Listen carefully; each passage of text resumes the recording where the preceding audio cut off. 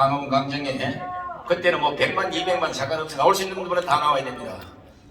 적어도 예수한국 복음통일 이 자랑스러운 하나님 만들어주신 대한민국을 파괴하는 자들을 물리쳐야 되겠다고 생각하신 분들은 코로나 콧자도 생각하지 마시고 나오셔서 끝까지 싸워주시기 바랍니다.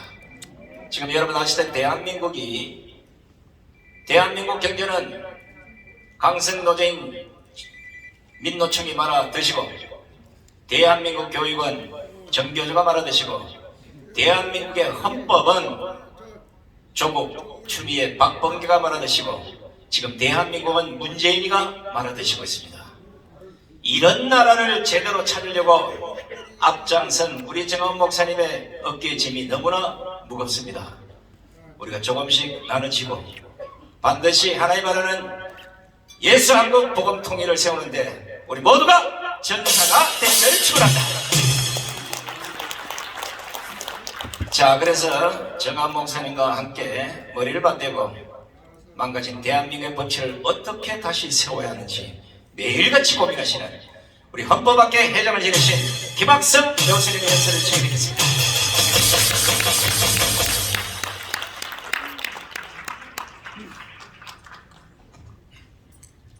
저는 오늘 그 대회 명칭이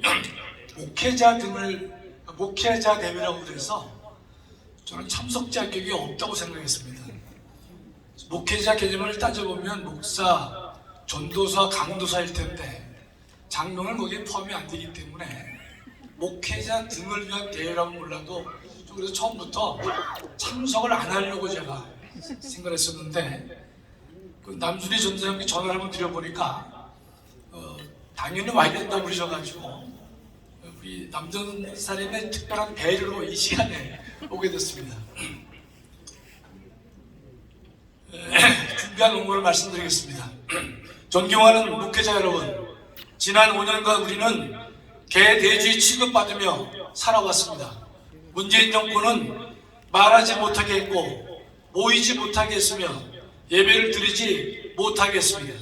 표현의 자유, 집회의 자유, 종교의 자유는 민주주의를 유지하는 기둥으로 헌법상 가장 존중되어야 할 기본권인데 그 기둥이 무참히 무너져 내렸습니다. 우리는 자신의 생각이나 의견이나 사상을 유튜브를 통해 표현하고 있는데 문재인 정권은 정권에 저항하는 유튜브나 자신들의 입맛에 맞지 않는 유튜브를 가차없이 폭파시켜 국민의 입과 귀를 막았습니다. 이런 부당한 유튜브 불법 폭파는 헌법이 금지시하는 검열에 해당합니다.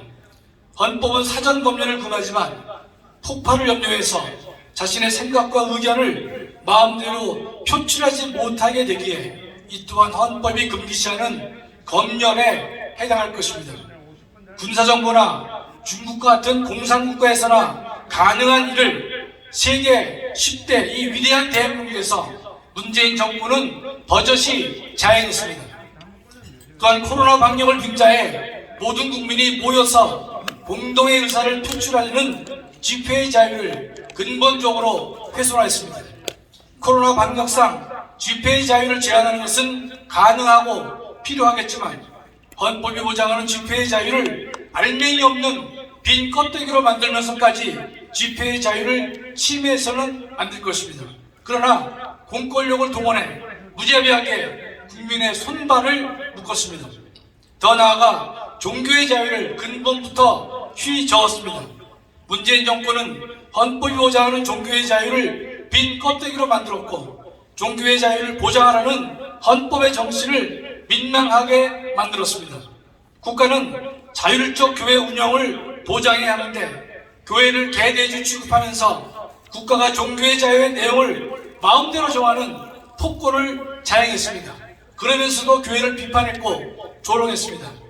대통령이라는 자가 교회 지도자를 모아놓고 방역은 신앙이 아니라 과학으로 하는 것이라고 하면서 교회를 가르쳤고 교회와 신자를 모독했습니다. 교회 지도자라고 하는 분들은 이런 방장말에 대해 이런 반구 반박하지 못했습니다. 그래서 이름은 있으나 죽은 자라고 하는 것입니다. 문재인 정권은 교회를 일반 사업장으로 취급했습니다. 방역을 잘하는 교회에 대해서도 무조건 대면 예배를 금지했습니다. 교회의 규모와 방역 조건에 따라 합리적으로 대처할 수 있음에도 일률적으로 모든 교회의 예배를 금지했습니다.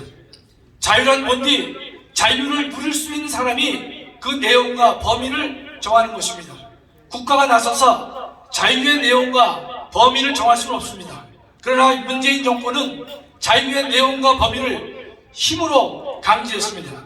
민주국가 헌법에서는 도저히 생각할 수 없는 작태가 공공연히 발생하는 것입니다. 그래서 우리는 개돼지 취급을 받았다고 하는 것입니다. 존경하는 목회자 여러분, 5년간 개돼지 취급에도 불구하고 문정권을 지지하는 정치 세력이 35%나 되며 그 안에는 교회를 핍박하고 모독한 문정권을 지지하는 목사나 신부가 적지 않게 포함되어 있다는 점에 경악하지 않을 수가 없습니다. 그러면서도 선거 상황은 녹록하지 않습니다. 여당은 선거에서 진자들을 죽였던 과거가 있기에 지면 죽는다는 절박한 심정으로 선거에 임하고 있습니다. 여당이 지지하는 전과 사범은 문재인보다 더 좌경화되어 있고 대장동 도박장을 개설하고 검사 사칭과 형수욕설, 더 나아가 조폭의 연루 의혹이 되어 있습니다. 그 부인은 각종 생활범죄를 저질렀습니다. 공무원을 음식 구매와 배달을 시키고 냉장고 정리에 세탁 등 가사 도우미로 부렸습니다. 법인카드로 소고기와 초밥에 햄버거까지 사 먹었습니다. 유치하고 졸렬합니다. 우리는 좌파들이 저지른 위선, 부정, 불공정을 눈을 부릅뜨고 표로 심판해야 할 것입니다. 문제는 이들의 폐악을 응징해야 할 사람 중 일부가 아직도 정신을 차리지 못하고 있다는 점입니다. 국민의힘 이준석은 단일화는 2등과 3등이 하는 것이라고 하면서 또 자강론을 떠들면서 단일화 노력에 찬물을 끼얹고 있습니다. 이준석은 터진 입으로 연일 안철수의 비유를 건드리고 있습니다. 이준석의 얄팍한 정치적 속셈을 모르는 국민이 단 한 명도 없지만 본인은 아직도 잔꾀를 부리고 있고 스스로 자기를 속이고 있습니다. 이런 인간이 제1야당 대표라는 것에 대해 이 시대를 함께 사는 국민의 한 사람으로서 매우 부끄럽습니다. 이러한 이준석의 작태에 대해 이준석의 도움을 얻으려는 정치꾼들은 자신의 이권 때문에 눈치만 보고 있습니다. 가슴을 치지 않을 수 없습니다. 정치꾼들은 입만 열면 나라를 생각한다고 또 국민을 위한다고 하지만 이 땅의 정치판에는 이런 정치꾼들이 득실거리고 있습니다. 존경하는 목회자 여러분, 2022년 2월 10일 오늘 대한민국에 요구되는 가장 중대한 시대정신은 첫째, 정권교체입니다. 둘째, 안정적이고 넉넉한 정권교체입니다. 셋째, 압도적 우위를 점하는 정권교체입니다. 압도적 우위를 점하는 정권교체는 후보 단일화 또는 연합정부를 구성하는 것만이 답이요, 그것도 유일한 답일 것입니다.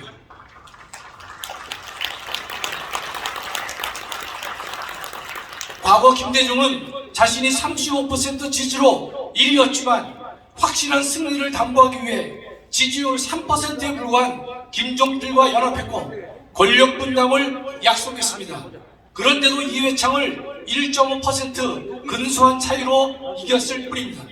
지금 3자 승리를 떠드는 여론은 모두 전과 사범을 지지하는 사람들이 만들어낸 선동임을 알아야 할 것입니다. 국민은 이것을 다 알고 있는데 이준석과 그 근처를 제외하면서 자신의 배만 생각하는 정치꾼만 모르는 것 같습니다. 민심은 단일화가 필수라고 하는데 안철수는 아직 완주를 외치고 있습니다.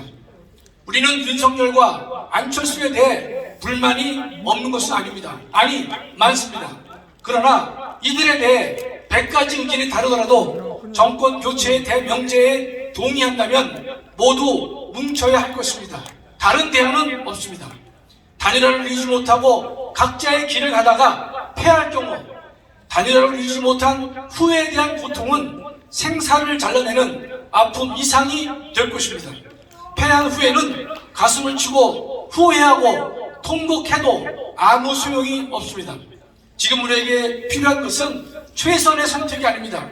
죄악의 선택을 피해야 한다는 것입니다. 죄악을 피하는 것이 가장 최선의 선택이 될 것입니다. 존경하는 목회자 여러분, 지금 이 나라는 사느냐 죽느냐의 기로에 놓여 있습니다. 그런데 국민의 정신세계를 이끌 목사님들이 나라와 국가, 교회의 안위를 외면하고 있습니다. 머리카락 잘린 삼손과 같이 힘이 없습니다.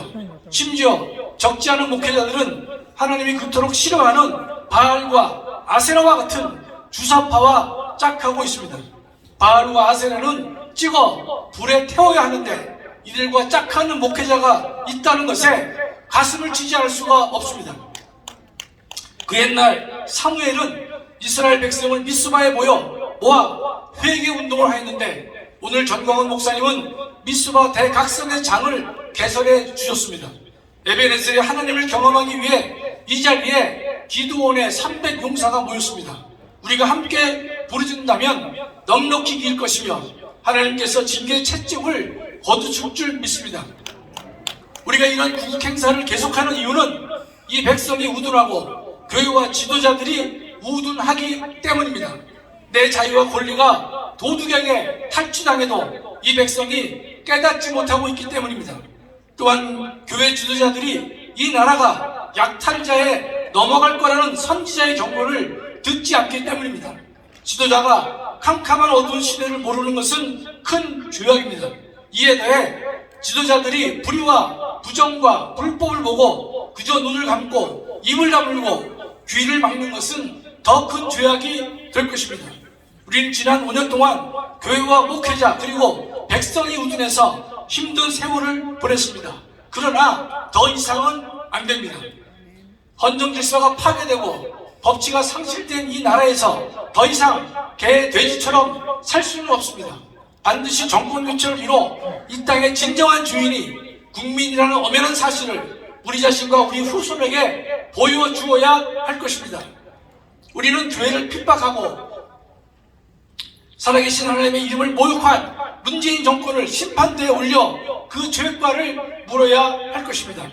이 자리에 참석한 300용사는 주님을 총사령관으로 모시고 전광훈 목사님을 대장 삼아 나가야 할 것입니다. 우리는 반드시 승리할 것이며 또 승리해야 할 것입니다. 하나님은 의인 10명만 있으면 소돔과 고모라를 멸하지 않겠다고 하셨습니다. 저는 주님과 주님의 몸된 교회를 위해 순교를 각오한 기드온 300용사가 이곳에 계시기에 하나님께서 이 나라를 굳게 지켜주실 줄 믿습니다. 감사합니다. 네, 수고하셨습니다. 김학선 교수님께 대본 박수를 보내주시기 바랍니다.